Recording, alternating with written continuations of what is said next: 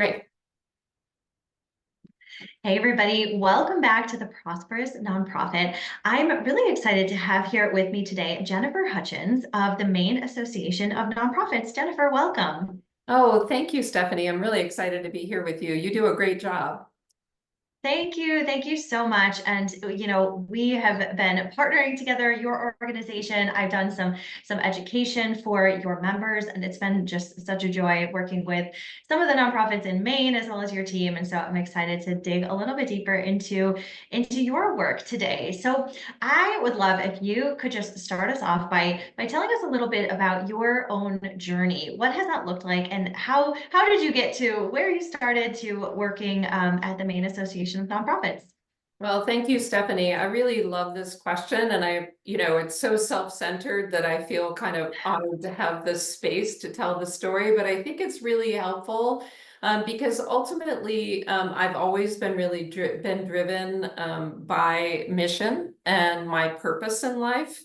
And early on in college, I discovered that at the end of the day, what I was interested in doing was supporting my community and doing what I could do to solve the problems that my community faced. And I knew that right out of college. And but it took me a little while to recognize that for me, based on my skill set and my personal passion, that the nonprofit sector was where I could have the most impact. And I had majored in political science, and so and back when I was in school in the 80s, there wasn't as much of a professional focus on the nonprofit sector. It was much more you either got your MBA or you got your Master's of Public Administration, and you had to kind of choose from these two big sectors. And so it took me a little while, and then I landed in Washington, D.C., working for a nonprofit organization. That was my first exposure. And then I found out in Washington, D.C. that let's just leave it that Washington, D.C. is a very complicated place. And I made some different life choices that made me realize that in a state like Maine, where we only have 1.3 million people in the entire state, that I could have more direct impact on my community just because we had smaller scale. And I ended up getting my master's here, and it really was about realizing that we as a community, as local communities, we didn't have to focus on these big institutional agencies. We could really think about individual people coming together, identifying an issue, an opportunity, or a challenge in their community, and saying, okay, what do you have? What do you have? What do you have? How can we take advantage of or solve this issue? And I really realized that it was a cross-sector solution. It required people coming together around the table as partners and tackling the things in their community. And so I basically decided that I wanted to be in a position where I could do that in Maine. And the Maine Association of Nonprofits has really enabled me to do just that, is to focus on the hundreds and hundreds of nonprofits that are here in Maine, that are people coming together to benefit their communities. And then at MAMP, we're really trying to focus on how can we empower those organizations and those people in those communities to work with bigger institutions in government and business to really make a difference, and to, as you well know, address the myriad of really incredible missions across the sector. I love that. Thank you so much for sharing all of that. And I've worked in organizations before that feel very like insular, and there's not a lot of collaboration going on either with other nonprofits or even just with other organizations, businesses in general, except for, of course, the like, we're going to ask people for money. But beyond that, like there was not a whole lot of collaboration going on. And I love how, as executive director at MAMP, you're able to, really help move the needle on that. So I would love to hear a little bit more. Can we talk a little bit more about cross-sector collaboration? Like, what are nonprofits in Maine doing to collaborate with other organizations sort of outside their little bubble? And what is the impact of that? Yeah, definitely. One thing I want to start with, Stephanie, is one thing that we're trying to elevate also with the Maine Association of Nonprofits is the idea of the funder community recognizing certainly the value of nonprofits collaborating, but also the unique challenges that nonprofits face in knowing how to collaborate. There's a strong message that comes from those in the funding community, whether they're individual donors or they're private foundations or it's government agencies or it's corporate sponsors, about why are there's so many nonprofits, why don't you all get together and figure out how to collaborate, right? And there's a strong message about the need to collaborate. What I believe, and what the Maine Association of Nonprofits also points out, is that it's also beholden on the funder to understand what are the barriers to collaboration for the nonprofits. It's not simply an executive director doesn't want to talk to their neighbor, right? Like, it's not that an executive director or a board of an individual organization is saying, nope, we're the only ones who care about the fish in the stream and we're not going to talk to anybody else. It's not that kind of, board members are our neighbors and our friends and the people who run these organizations. And so I really feel like it's important for the funding community, no matter where that source is coming from, recognizes that there are very specific systemic barriers, system-built barriers to not helping nonprofits collaborate. And that is, there's a paradox in the nonprofit sector where nonprofits are asked to both compete by competing for grant funding or competing for individual donors and, act like a business, right? Like, make sure you're applying all of your marketing in a way that a business would. And so all of these, and some of this is great, I'm not saying it's wrong, but to recognize the paradox for nonprofits where they're oftentimes being asked to operate like a private business, but then act like this social feel good, everybody collaborates and get along. And so there's always this tension when you're running a nonprofit of like, okay, so I'm supposed to collaborate with my friends, but I'm supposed to compete with them for funding. Okay, how do you do that?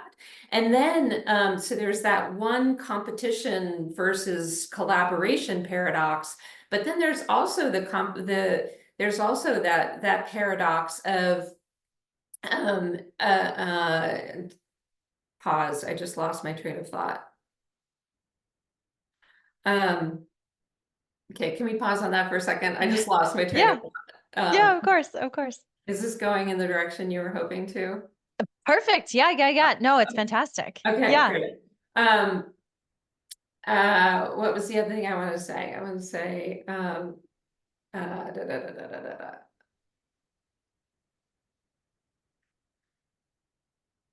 I totally One thing I wish we had rewind. We don't have rewind I know. until we're I done. know. I mean, you were talking about this paradox of having to compete for funding, but also then be expected to collaborate. Right, exactly. And it's both a problem of it's both a problem that we're being asked to operate like businesses, but also, and which has a competitive nature to it, as well as being able to collaborate. Now I remember what it was. And so the second thing that I think is really important is that collaboration takes time, and it also takes skills that oftentimes nonprofit leaders don't have sophisticated collaboration skills. It's not easy to figure out how to manage a collaborative partnership.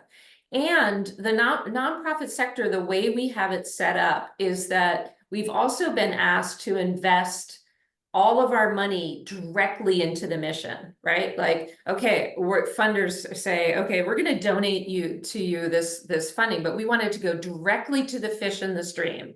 We don't want to find out that you're buying yourself like cushy chairs or a sophisticated technology system, or develop your staff through professional development and teach them how to do collaboration well. No, don't spend your money on that. Make sure it goes only to the fish. But what we know about impactful collaboration is it takes people who have skills and then the time, the space to be able to develop a really sophisticated partnership. But if we're also expecting nonprofits to just make sure all of their funding goes directly to the end user and not invested in staff or skills or the time to explore, then it makes collaboration even that much harder. So you were asking about cross-sector collaboration. I think where it's successful is there are pockets of the funding community coming together with foundation community coming together with individual nonprofits, where the foundations are funding the space to develop collaboration skills and to create the time and space that they need to explore these collaborations. And that recognition is popping up in different places where funders are coming together and recognizing that. And then I think once you see that, once you see the individual nonprofits being supported in the true benefits and potential impacts of collaboration, I think that's where you're seeing some good success. Mm-hmm. That is, yeah, that's such a good point that, we have these really high expectations of our nonprofits, but they get zero resources to execute on those expectations. So that totally makes sense. And I was going to ask you, and you sort of mentioned it, but I wonder if you've got more. I was going to ask for some examples of good collaborations that you have seen in the sector. And I love your example of the foundations bringing organizations together and actually funding that, skill building, capacity building, experimentation space. Like that's huge. I am not seeing that happen a lot. I love that it's happening at least on a very small scale. But are there any other examples that you've seen with organizations in Maine, or elsewhere, really, of a really solid collaboration? Yeah, for sure. We held an event a few months ago that was about cross-sector collaboration, and our foundation, one of the people on the panel was the head of the Sewell Foundation, which is a Maine private foundation, and she talks a lot about. I thought I should just mention the trust-based philanthropy.org, which is a group of foundations that are recognizing the inherent power imbalance between foundations and nonprofits.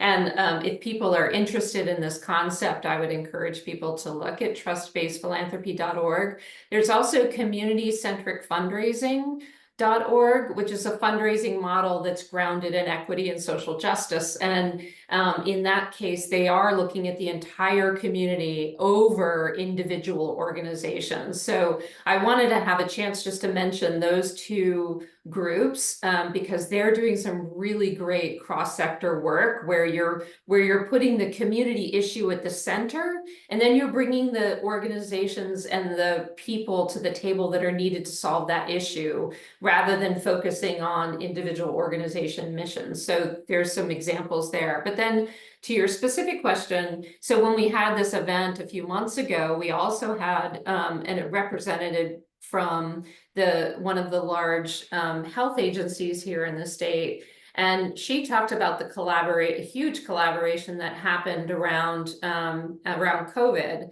and vaccinations. And the vaccination situation required really fast partnerships between nonprofits and government in particular.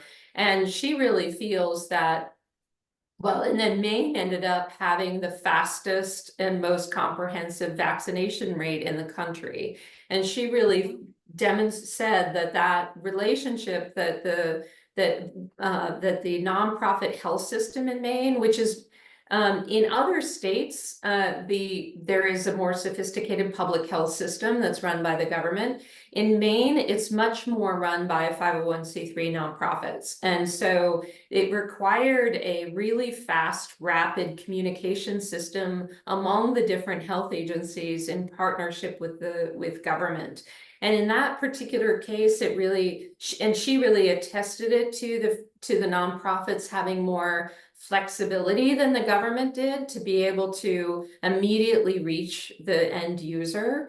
And so she was really highlighting how it was such a great partnership because government had access to financial resources and they had direct lines to supply of vaccinations through the federal government. But then they needed a system by which they could quickly distribute to as many people as possible. And the nonprofit sector is really set up to access, small pockets in the state, because not just the big hospitals, but then we have all these little health, because Maine is made up of a lot of very small towns and communities.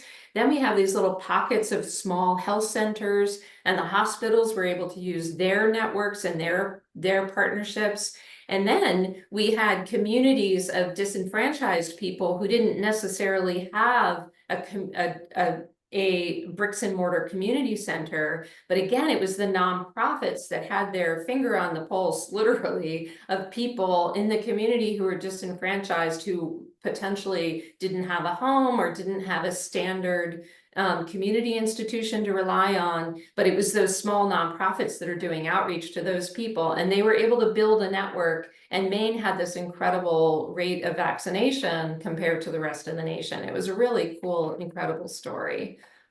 Mm-hmm. Yeah, that is huge. That is so powerful. And I think that's a perfect example of this cross-sector collaboration to actually move the needle. So fantastic. Thank you so I have much one other if you like it. Please, yes, give us all the Okay. examples. I love it because Okay. I think this really helps our listeners be like, oh, I hadn't thought of that as an opportunity or as potential. And so, yes, we love examples. Give us another. Well, this is another, unfortunately, this is also an emergency type situation. So I want to acknowledge that unfortunately, it's a situation that too many communities in our country are facing these days. But this is in response to last when one of the towns in Maine experienced a mass casualty violence through a shooter that came into private businesses. And so it's built on a tragedy, unfortunately, but the resulting, what I want to focus on is the resiliency and the partnership that formed among government, business, and nonprofits in the aftermath of that tragedy.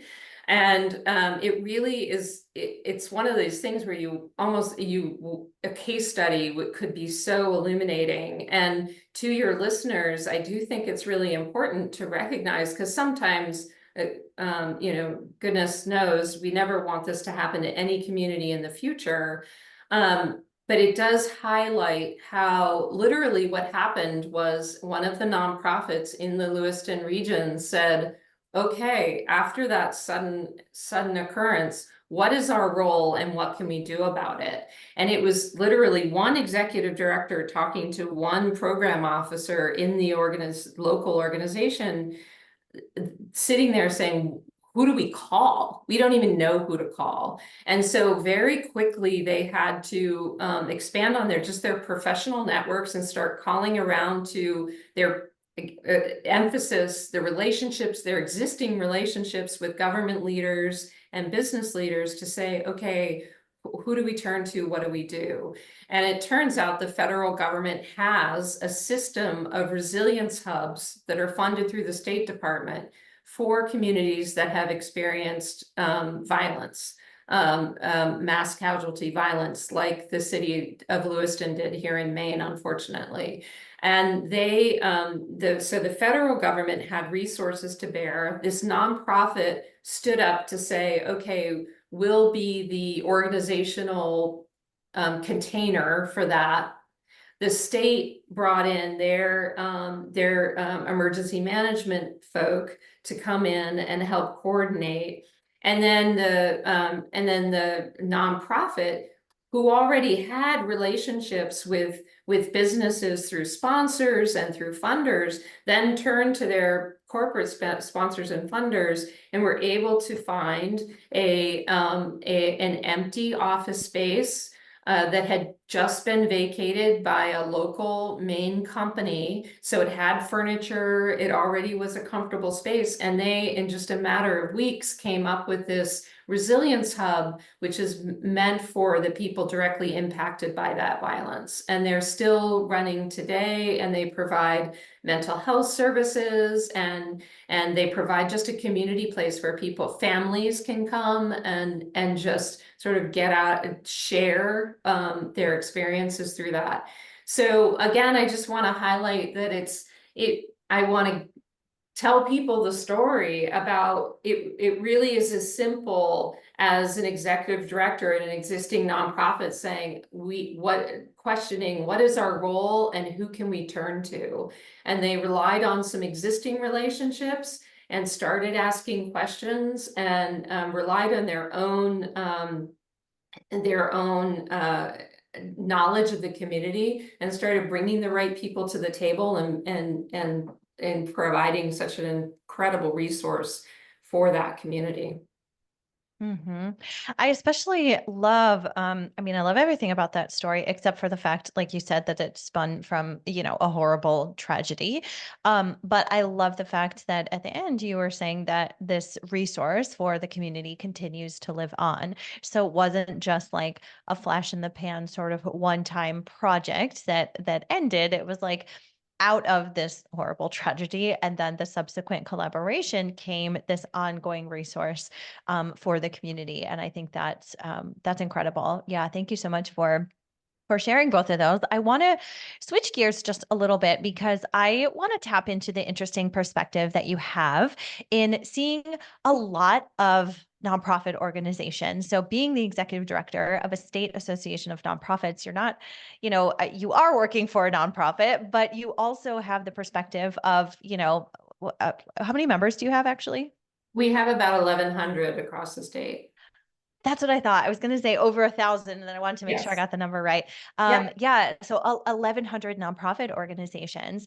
Are there, and you've worked in the sector for a long time. So what trends are you seeing in the nonprofit sector right now, at least across the organizations in Maine? Are you seeing things shift? We're now, 4 years, sort of 4 years post-COVID, 4 years post the beginning of COVID, I should say. It's sort of like this new time. I'm seeing things shift from the organizations that we work with, but what trends are you seeing happening? And it could be related to literally anything. Sure. Yeah, absolutely. We 2 years ago, at the end of 2022, we put out instead of doing a kind of a traditional annual report, we decided we wanted to put out a document that we called the Impact Snapshot. And it was really it was our best way of summarizing some of the key themes that were emerging out of 2020, 2021, 22. And the 5 themes that we highlighted back then were one, change, like impacting change, and an interest in getting more engaged in advocacy for the sector, particularly with the public sector, that more organizations, I think in some cases, because of the nature of the pandemic, in many cases, I think nonprofits saw their relationship to the federal government more than ever, right? Whether it was through the PPP program or the Earned Revenue Tax Credit program that came out. So many small nonprofits, which make up the vast majority of nonprofits in Maine, benefited from those programs. And so there was this this awakening of, oh, I see, we are directly connected to the system that supports the work we do. And so advocacy is one of those things, figuring out how we can not just work with government policy, but advocacy around social change and making a difference. And even though we do tend to be nonprofit organizations tend to need to focus really directly on their mission because they don't have a lot of extra resources going around, there does seem to be more attention towards, okay, we're part of a bigger system and we understand how some of these bigger issues impact us. And so we have a whole area focused on advocacy and impacting change for organizations. The other thing is the focus on diversity, equity, and inclusion that many organizations were involved with prior to 2020, but at the same time as the pandemic, there was the George Floyd murder and other developments that came out of that. And so more focus on equity. And again, it's a systemic issue of, oh, wait a minute, the nonprofit sector was set up at a time when not everybody who set up the rules back then were at the table. And so this idea of what can you do within the nonprofit sector to encourage equity and making sure that people who are impacted by nonprofits are part of deciding what the solution should be. The third thing is workforce. Then the workforce has continued to be a serious issue. Of course, it's a national issue. There was the Great Resignation during the pandemic of people deciding to leave their leadership jobs. And again, all of this stuff existed before the pandemic, but the pandemic just really opened up the floodgates in terms of the trend, the changes in the workforce. And so focusing on understanding what the nonprofit sector needs in terms of workforce. And then in a state like Maine, where we're considered one of the oldest states in the nation, we have an even more acute pressure towards especially direct care workers and frontline workers. And we have a real deficit of supply in that sector of the workforce. The fourth thing was strategy. It really came down to organizations seeing demand increase and funding decrease. And there's a lot of ways to slice that data when it comes to funding. Some people would say that funding has increased in some areas. But what we're also seeing is that it's maybe more money, but it's spread out across fewer donors. So there's some mega contributors that are putting money into the system, which is great. But that means that money is going to a fewer number of organizations. And so the diversification of funding, and it's making tougher for smaller organizations to break into those resources. And then the fifth thing, and so strategy, meaning organizations are coming to us more and more and saying, we need to rethink how we do things. And whether it's collaboration, which could potentially lead to a merger, it doesn't need to. Collaboration takes on many different forms. Or, we need to really think through how we're looking at our business model. How can we be more entrepreneurial? How can we save resources? All the myriad of ways that you can look at your business model. So really re-looking at strategy in a serious way. And then the fifth thing is building better boards and recognizing that organizations similar to the workforce being under pressure, the volunteer community is under pressure, and to have boards that can really support these organizations and their missions is something that our organizations are looking at. Mm-hmm. That's fantastic. That was very comprehensive. So I love that you have that survey data at your fingertips, because I would imagine then that you can help the nonprofits in Maine really understand what opportunities there are. Maybe those are some of the, the trends and the challenges, but what opportunities are you seeing for organizations to thrive despite these things that are really challenging in this new post-COVID world? What are you seeing organizations doing that are really thriving right now?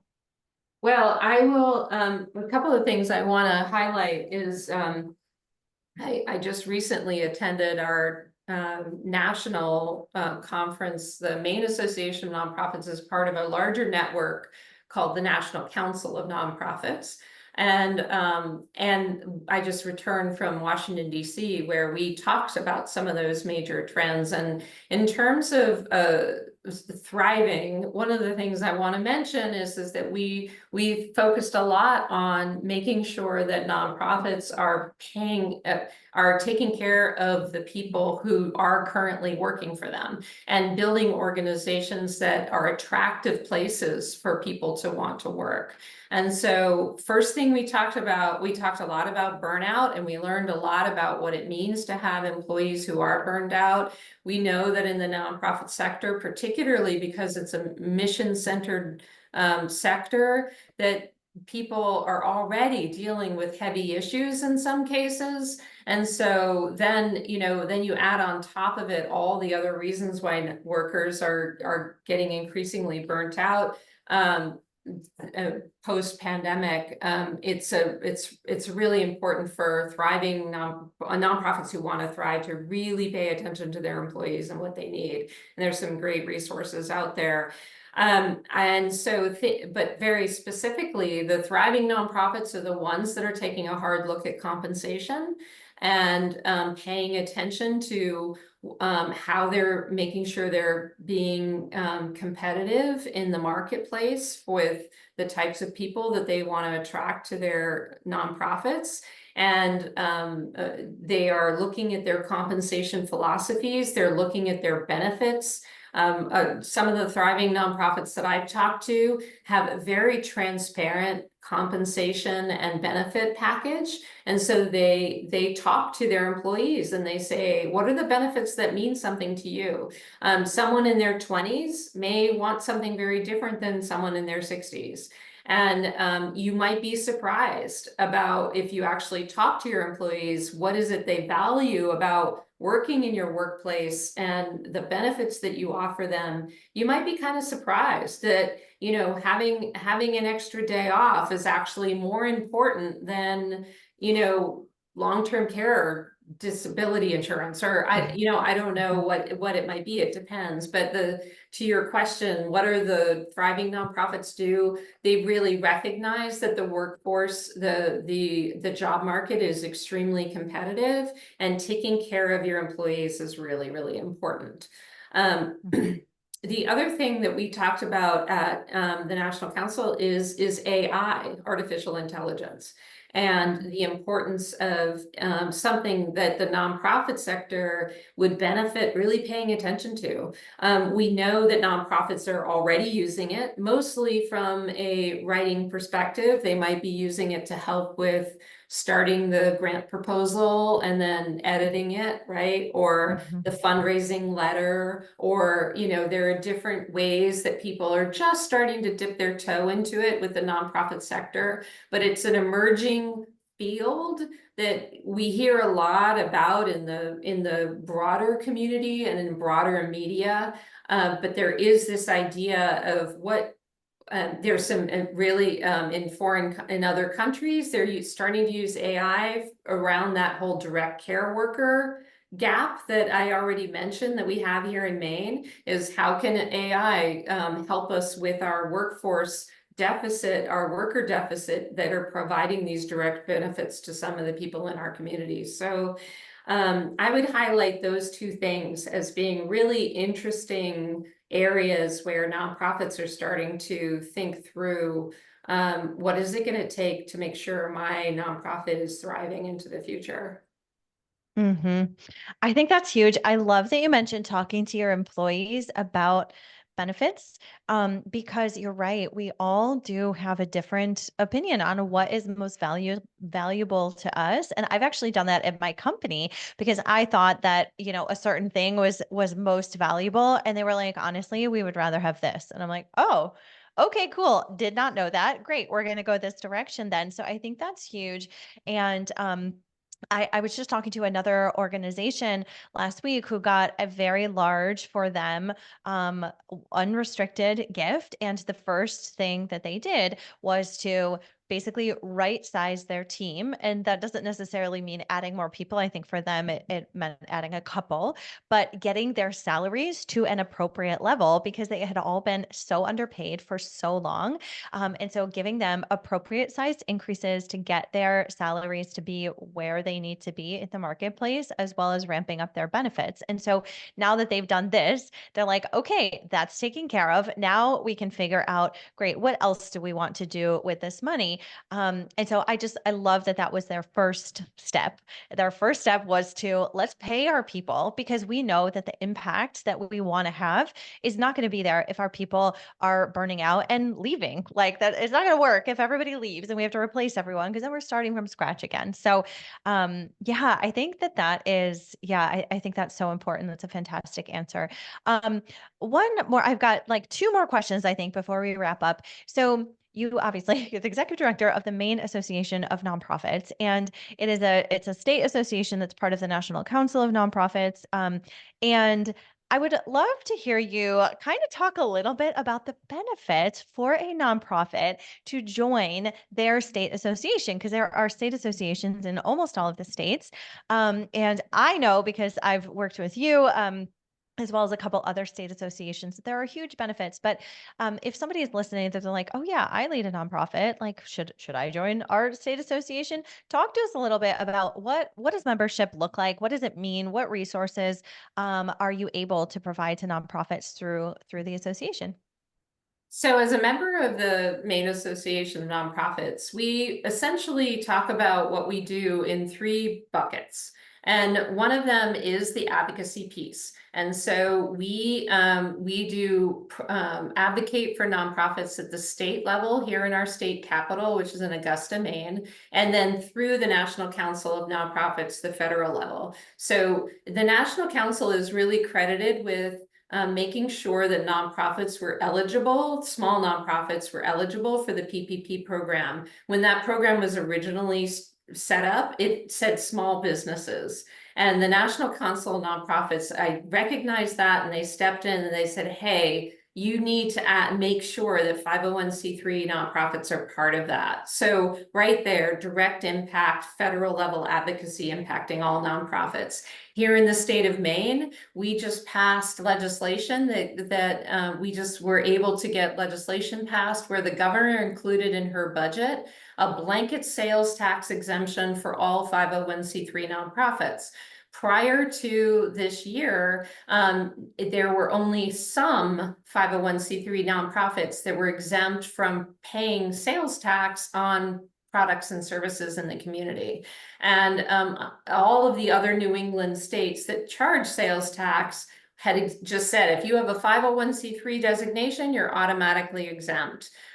Maine did not have that. It was on a case-by-case basis. And so what did we do? We focused an entire person on our team focusing on that for a year and a half to get that included in the governor's budget. And as of January 1st, if a nonprofit in Maine has 501c3 designation, they can receive a certificate demonstrating to any vendor that they are sales tax exempt. And we were able to do research ahead of time to find out that this could mean hundreds or thousands of dollars for these small nonprofits for whom an extra $500 can mean the world. And all the way up to several thousands of dollars for other nonprofits. So I just use those two examples because sometimes advocacy for nonprofits is kind of vague, but really we really are proud of some of these direct benefits. And so as a member, you get to hear about that. You get to have input into what are the things that we're advocating for the nonprofit sector in the state and the nation. The second bucket is what we consider consider our organizational capacity, but it's really professional development and leadership.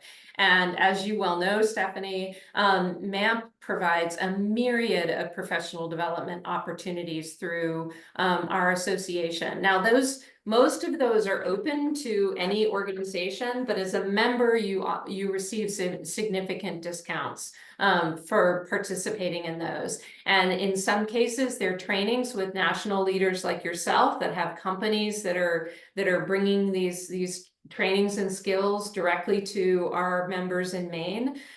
Sometimes we produce them ourselves. I personally do a public webinar called Basic Board Roles and Responsibilities. And so I get on a Zoom and we have 70 to 80 organizations that are learning, board members learning how to be a board member. What does it mean to be a board member? And then we also have multi-day leadership trainings. We have our Leadership Institute for Executive Directors. Again, many of our programs are open because we are a 501c3 ourselves, so we're not member only. But as a member, you pay a budget based on your the size of your budget. So it's a sliding scale. Essentially, it's a tiered system. You paid membership dues, and then you can have reduced fee access to all of these programs. And then the third bucket is cost benefit of shared services. So we have a number of different member benefits through vendors, where you get extra support. So for example, we have a member only benefit where you can, if you have a legal question that you want to talk to an attorney about, we can connect you with someone who will give you pro bono a portion of their time to help you through that question. Or we have a member only program where we can connect you with other strategic planning executives or marketing executives who will pro bono give you some of their guidance for a particular question that you have. So member benefits that's based on making your management more effective and more impactful, the professional development trainings and programs, and then advocacy for you at the state and national level. Mm-hmm. Yeah, that's huge. And I'm sure if if you added up the savings or the cost benefit, you would get a huge return on your investment to join a state association of nonprofits. So amazing. And the resources that you all provide are incredible. I know you have a very robust training calendar. So that is fantastic. All right. So my last question before we wrap up today is, what does a prosperous nonprofit look like to you? Well, thank you for asking this question. We have a very specific vision that we're working towards because we're really, what we're trying to do is connect the capacity of organizations, individual capacity of organizations, connect them to one another, and then build the cross-sector partnerships to make Maine communities successful. And so a prosperous nonprofit for us, and this is available if anybody's curious, it's available on our website in our About Us section, but we believe that nonprofits, ideally as prosperous nonprofits, are purpose-driven, they're transparent and run with a lot of integrity, and that they're ultimately accountable to their communities, not just their boards, not just themselves, but accountable to their entire communities. And they do this in a really transparent, purpose-driven way. We believe a prosperous nonprofit has equitable access, will have equitable access to networks and resources for idea sharing, collaboration, and innovation. And I talked already about trust-based philanthropy and community-centric fundraising, two concepts that are based on these ideas. We believe prosperous nonprofits are building intentional cultures and practices that center equity and learning and developing leaders in a very professional context. I mentioned at the very beginning of the podcast, Stephanie, that I did my college training in the 80s where nonprofits were just starting to emerge as an area of the field of professional interest.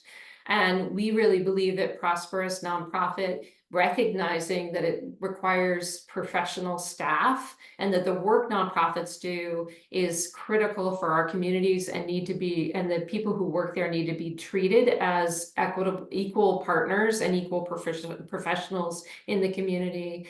And then ultimately, the prosperous nonprofits are the ones that are creating space and they're working with funders to explore and evolve new models for advancing the public good and really putting innovation and exploration as one of their central values. And recognizing that, as I said in this podcast previously, none of these things are something that nonprofits can do on their own. They have to be done with individuals that seek out rewarding sustainable careers, that they have partners that are acknowledging and investing in the true costs of doing this type of mission-based work, all kinds of partners from the private, public, foundation community, and also communities themselves, recognizing the value and the contributions that nonprofits make, staff, the volunteers, to a healthy economy and community. So it takes all of us to make sure nonprofits are prosperous. And that's what we're working towards. I hope that was a helpful answer. Yes, that's fantastic. No, super thorough. I love that. And I love reading through and re-listening to everyone's answers to that question, because everyone answers so differently and every single answer is so true. I love it. There's obviously no right or wrong to that. Well, Jennifer, thank you so much for sharing all of your wisdom and your experience with our listeners on the Prosperous Nonprofit today. If our listeners want to learn more about the Maine Association of Nonprofits and the work that you all do, and maybe even the benefits of joining MAMP or another state association, where can they go to find out more? Nonprofitmaine.org. Just make sure you spell Maine with an E. Yes. Thank you, Amazing. Stephanie. Thank you. This is a really great platform. I really, really appreciate your time. Thank you. Thanks so much.